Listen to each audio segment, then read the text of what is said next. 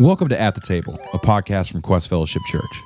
In each episode, we explore how faith intersects with real life, how we navigate culture, community, and personal growth as followers of Jesus. These are just conversations, not conclusions, and space to simply think deeply, listen well, and walk in this journey together. We hope you enjoy today's show. All right, well, today we have kind of an exciting episode. Brandon and I are here with Carlos, who is the field liaison for Dominican in Haiti for Food for the Hungry. And Carlos, Brandon and I recently just got back from the Dominican, and we got to meet Carlos and some of the team there and kind of get almost like an exploratory trip of, what Quest partnership in Dominican is going to be like. And so, Carlos, we're glad to have you with us today. And you could join us and maybe give some insight into kind of what FH is doing in general, and then what FH is doing specifically in Dominican Republic. Thank you. Yeah, it is a pleasure to be in this conversation with you guys, and we're so grateful for all the things that the Lord is doing among nation and through churches like you guys. Awesome. Yeah, absolutely. So yeah, why don't you start maybe by, if you don't mind, kind of sharing some of your story. I know you have a really cool story regarding FH, kind of how you grew up. So I'm not going to spoil it. I'm going to let you tell it and be able to let people kind of into how FH has been a part of your life in multiplying the gospel and kind of their work. So I'm going to let you take it away. Yeah. It's cool, and I would say it is a blessing, from God.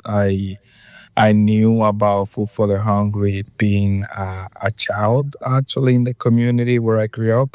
Since I was 5 years old, I saw this organization that was working in our community because we were facing some struggle with access to water or access to proper education. So, right. Food for the Hungry started to work with our neighbors, families, and parents, and to solve this issue. And at the same time, they have the child sponsorship program, who is they sponsor a child in the Dominican Republic, and that's a family that connect with you, send letters to you, and I was able to have a sponsored family from Madison, Wisconsin, so I knew about it when I was a 7 year. And, one of the things there was that they sent me that letter, reminding me that God loves me and that He wants the best for me. So, during that time, and unfortunately, because of the struggle that we were facing, I remember that I have to get up at 6 a.m. to fetch water. Wow. Leave that at home before going to school. And then through the work of Food for the Hungry, this was not an issue anymore. Once when I was 7 years old, if I'm not mistaken, and other things that were really impactful in my life during that process was making that connection when I sponsored family. Yeah. I'm the youngest of 5, and my brother, who is above me, he also was sponsored by someone from the United States. And, we have these other family to be accountable to, or to they ask questions. Are you going to school? Are you behaving well? So right. This answered bro commitment with them. Yes, I am behaving well. So that meant that I need to, because they will send other letters. I'll not be lying about it. Yeah. So that really helped me to, keep focused on my school and my studies, and also focused on trying to be a good kid. And at the same time, some of those struggles that used to be in my community were being taken away by the work that the organization was doing in my community. So the name of the community is Los Botados. So that's about an hour and 20 minutes from Santo Domingo, which is the capital the Dominican Republic, and like for us to go like to university or to go to a store, we have to go to the city, and having the means Right. to do that, they have to like stay in the community or work in the field. So thanks to the work that took time, like to that took place in my community, I can say that it was for about like 13 years. I was in the program all the way through 18, and I got to meet my sponsor family when I was 11, close to 12 years, and that was really uh, a divinely moment. The people that Yeah. I've been in communication with, and uh, that they've been praying for me, and knowing that everything that has taken place in my community has been because of the support of this church and these people, and not just the changes physically Right. in my community, but also like in my life and the life of my family and the life of my neighbors, where hope was being restored. Like I Mm. know the work that took place with organizing the leaders of the community neighbors to understand that they can work together to provide for the rest of the community, to solve those issues, or something that really like pave the way to a better future Mm. for our community. Like if we go back now to our community, there's many things that have been accomplished by the strength of the locals because of what they learned and what they passed down to us that were kids back then. And our communities right now is very different, and it is a flourishing community. It is by God's grace and that work that took place there. And like a good thing during my interaction with my sponsor family is that they came down in a mission trip, and we met, and like yes, this is the people that has been sending letter to you, my sponsor family. There is they have two kids. One is my age, his name Mm. is Eric, and then Katie. So like we grew up as an extended family, That's like awesome. the Yeah. letters, like knowing how school was going for me, how school was going for them, and they came down 3 times and spent time with me. And then time continued to go on, so we were growing. And Yeah. when I was 18 years old, I moved to the city to go to school. I went to university for electronic engineering, and during that time, um, I was out of my community, but I just wanted like to go back during a spring break or vacation time to volunteer in neighboring community because I wanted to, let's say, kind of like pay back what Yeah. happened Yeah. in Return my it. life. But I know Pass it forward. Yeah. Yeah. Yeah. Yeah. Yeah. pass it forward. But we know that's something that we cannot do to the Lord. Like He has done greatest thing in our life. Yeah. There's not a way for us to pay back, but still, I try to volunteer and try to uh, pass forward what you just said to other that were in the same process as I was, let's say, 10 years ago. Mm. So I did that for about 2 years of my college years, and then when I finished, 4 years later, I was working at a supermarket by that time, but then I still kept my mind that I wanted to do something that had to do with the Yeah. work that I experienced as a child. So I moved back to my hometown. I was working with Renewable Energy Group, designing some solar parks, and that gave me some time to do other things. So at the same Mm. time, I was offered to work with Food for the Hungry, and I got a job with Food for the Hungry, and I've been working now with Food for the Hungry for 13 years, and different position. I worked as IT because of my background, and Right. I worked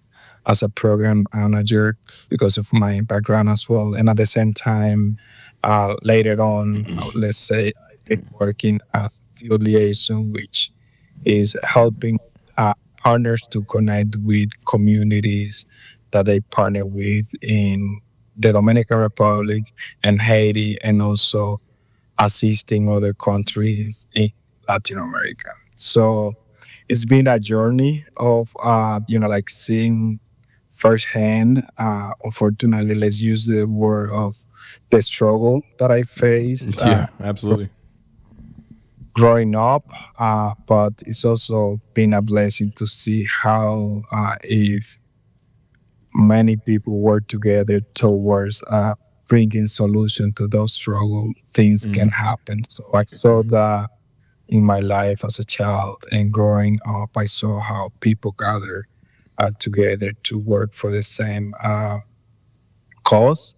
Not just the physical need is met, but the spiritual uh, need are met, because it's the most important. I think the legacy of you know having churches and churchgoers, like, just reminding us of how much God Yeah. loves us is really important, because, like, when you are living with struggles sometimes, it is hard to say, to like make the to have the understanding of, yes, so if he loves me, like, why am I going through this? But I know that when people, that's why he sent his people to be to remind Yeah. others the great love that is on him, no matter how big or difficult life is for others. So yeah. Yeah, I think it's fantastic. I love the fact that like you were able to, you know, be the beneficiary of, you know, the love and grace of others. Yeah. And then not only did that help propel you, I love that like it left this seed of multiplication. We were talking about that this Yeah. week. It left the seed of multiplication like, hey, I don't want to just pull the ladder up behind me. I want to go pass it forward. Yeah. And so I think that's so inspiring for people to hear. You know, Brock and I and my son Ezekiel, we were blown away when we came down there by the love and support and just the need. And so I know it's hard for us to, you know, like to explain. So if you could just explain for those that might be here at our church, those that might be listening, what could they expect when they come into the country to, you know, to experience, and how could we be a part of continuing the great work that Food for the Hungry is doing? Yeah. So yeah, and by the way, we loved spending a time with you guys down here. Yeah, it was awesome. Yeah, it was it was awesome for us too. fantastic. Yeah. Yeah, You guys have a I great hope team. You guys, yeah, I hope you guys come back soon. Thanks, Absolutely. yeah. Definitely plan to. Shout out Miguel. You know what I'm saying? I miss Miguel. I miss Miguel. I miss Miguel. Okay, just Miguel. Yeah, I miss all of you, but Miguel holds a special place in my heart, Carlos. Okay, yeah. So Yeah. okay, so yeah, so I will tell him that. Yeah, make sure you let him know. Yeah, make sure you let him know. Yeah. So one thing that is very like is key to the work that we do is collaboration. I think, like, as organization for the Hungry has been around for over 54 years, and different countries, 18 countries around the world, has been in 45 years in the Dominican Republic. And all this time has been in collaboration with churches. We understand that churches are, designed to multiply, as you guys have mentioned, and to, the great mission that was go and expand the gospel. And, we, as organization, we work in different areas of development. Like, sometimes you will just hear about physical needs, but it is all holistic, and it's combined with, like a spiritual need, because we understand that poverty is not just the lack of material things, it's the result of broken relationship. And Yes. we know Right. broken relationship with God, with man, with self, and with man and others and creation are, the product of the fall. But we know that Christ came to restore that. And in this journey of development, this is what we want to live in this community, to understand, to leave people the understanding of, if you restore your relationship with the Lord and with others, with self, with God and creation, your community will be different. And this is where churches like you guys play a vital role. Um, I know that we work in project when we visit a community, but the projects are the mean to the people. Like, the people that are in this community, they need to uh, be reminded of God's love and God's hope. So, like in every community that we plan to work with and that we are allowed to work with, there is that eagerness of the hope of God being left on them. And, you guys, by sponsoring children, by going in mission trip, you are planting seeds and multiplying, the knowledge around this community. Because some of this community that we work in, specifically the one that you guys visited, which is El Mogote, there's unfortunately this belief in our country that politics will fix all the problem. And unfortunately, we've seen that politicians, they will visit the community often and make promise, but Yep. never achieve them. And we, as a Yeah. Yes. Yeah. That's not just a Dominican thing. That's America too. I promise. That's America too. Yeah, Okay. absolutely. so But yeah, I know so what you're saying we- though. Yeah. So we try to actually, we're breaking a paradigm, and we're like a mental shift that we are the organization that we're not, let's say, like making promise. The only promise that we make to communities is that we're going to work with you, and our hope is that your community will change by the work that the local do. But in this process, you will be, we will be walking side by side, let's say, by training in different areas of identifying needs that we work with communities that they will, build this community transformation plan. And you guys, as a church, have, the opportunity to be sitting on that table. So, like when you guys have a short term mission trip, there is a time to meet with the locals, leaders of the community, and hears about those dreams. And, like by just praying with them and, also supporting those programs, you will see community being transformed physically and spiritually. By in those short-term mission trip, we do vacation Bible school with the kids. We do child sponsorship visits, and we work on project. We work with the churches, and we also play sport. And Yeah. this might seems like just like a minor act of what happened, and it can be just like a 1 week of the year or 2 weeks of the year, but that really leaves a huge impact in someone's life because you are coming from uh, the United States, far away from them, and you are spending a week with them. And, like we have the question, I have the question back then.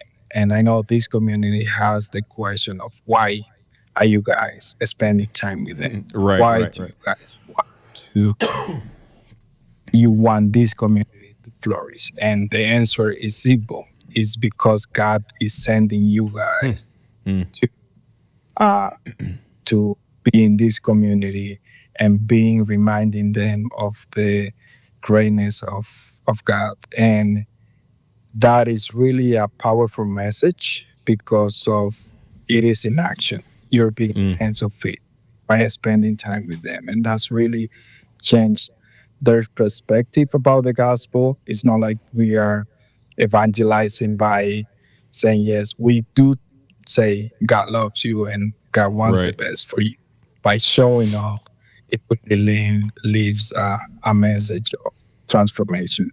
Yeah. Yeah, that was one of the most beautiful things that we enjoyed. Is just that it was the posture of just listening. You know, like we went in there and we were able to hear their dreams, their hopes, what they have accomplished, and where they want to go. And like you said, it's a buy-in from the community, and then it's like we're just gonna walk alongside of you. And so it definitely did make it seem like it was more accessible. And then just for me, just like you said, the stories of people who you can just tell have been around the organization now, they're just helping it, and how the locals are taking ownership. Man, it's just so good to be able to see that, to be, because it can seem like, well, what's one weekend or 1 week gonna do? But it does a lot, because like I said, you're living proof of that yourself.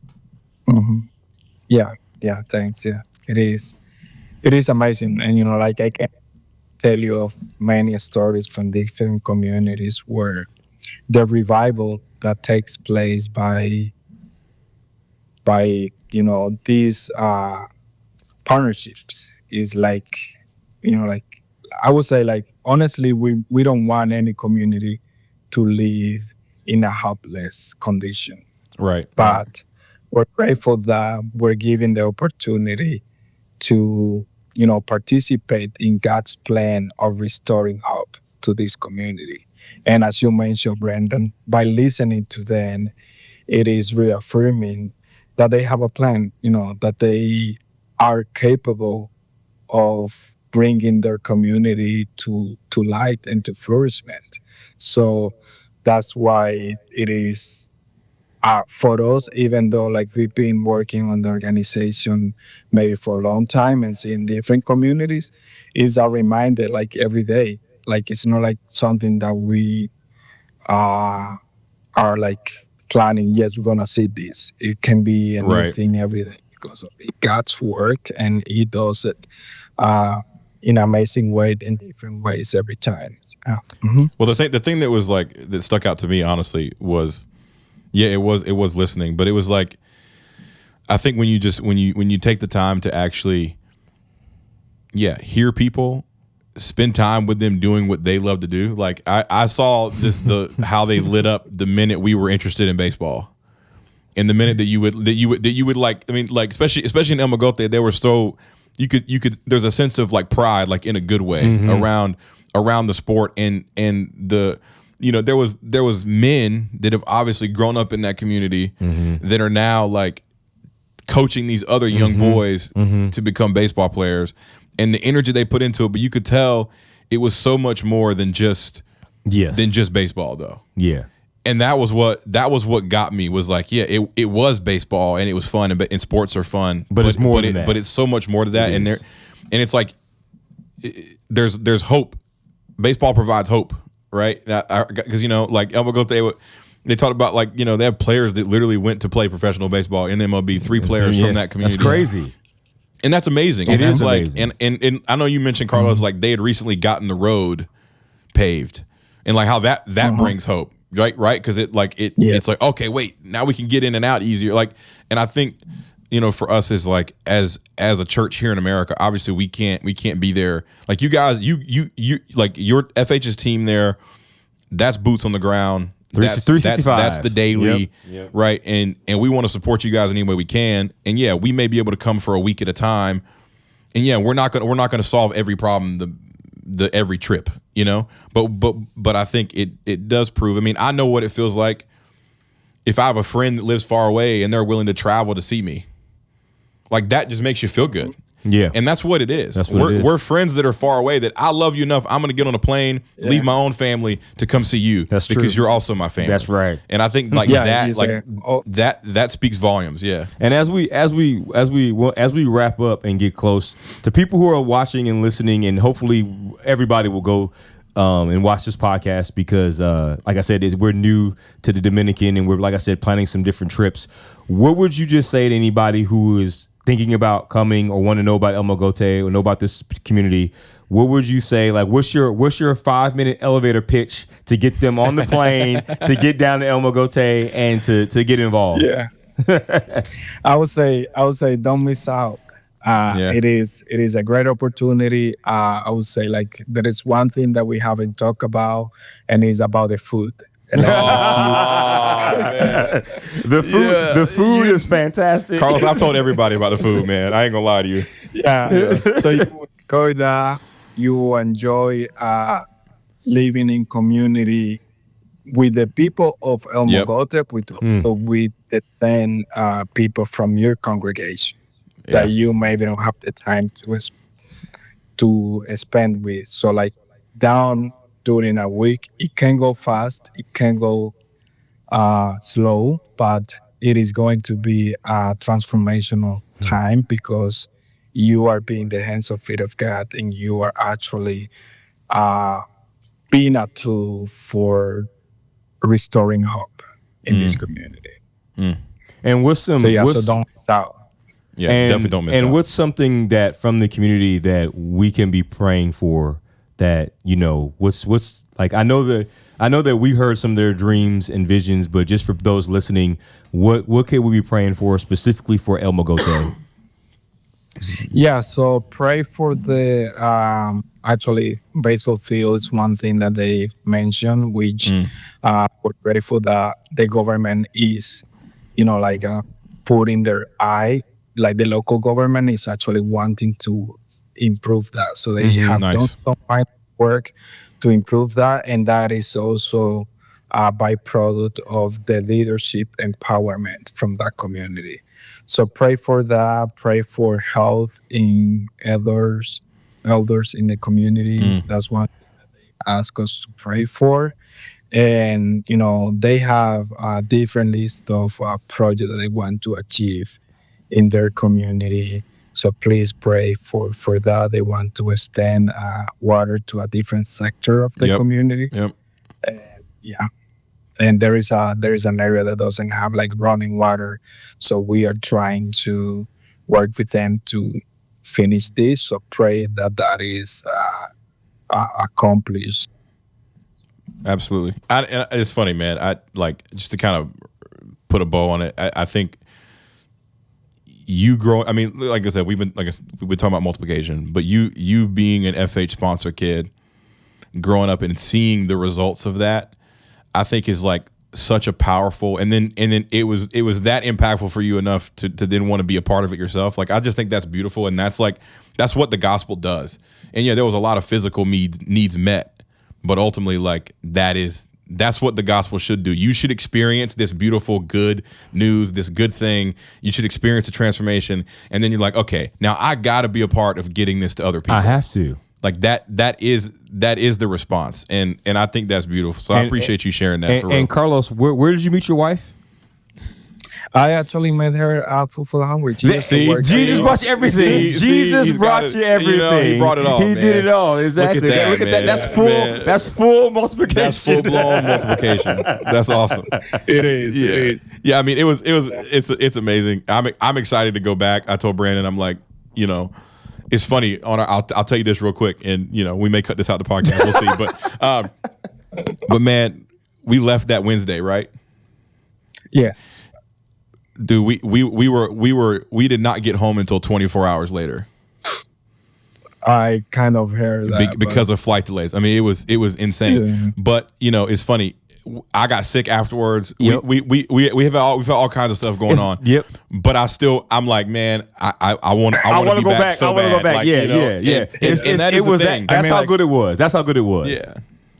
Yeah, that doesn't. I mean, like, it doesn't happen every time. Yeah, it doesn't. Yeah, to be clear, that's a fluke scenario. But I will say, I mean, I think that is true. Like, that is the impact that not only the people of El Mogote had on me personally, but like even you, Carlos, Chantel, Miguel, like your whole team. I know Miguel, just for everybody reference, was the best driver I've ever been a privilege of being with in any capacity. That man got us out of some crazy situations. But Miguel was awesome, and the whole team was. And I think that for those who may be listening and may want to go, like, not only is it an amazing experience. And I think as humans, it's good for us to experience other cultures, Correct. see things that we're not used to seeing, be around people that are different than us. That's always a good and healthy thing. But beyond all that, it's also just great people. Everybody we met, I never met a single person that was rude. Man. That was like, I mean, it was amazing. Everybody was so welcoming and just fun to be around. And so, if nothing else, you will have fun. And you'll drink some really good coffee. And you'll have some great coffee. And man. Yeah, we have the best coffee. What cup are you on so far today, Carlos? You on cup 3 yet? You on cup 3? You know? Today, I have to go to my dentist. So, so you're cooling it. I got you. But yeah, hey brother, we appreciate you, man. Yeah, like we I really said, do. we miss Absolutely. you. We've been praying for you. I keep this bracelet on to just always be remembering and praying for you guys. Awesome. And I can't wait to see you guys again. Thank you for hopping on, and we'll talk to you later. Absolutely. Thank you. Thanks, Carlos. Thank you, guys.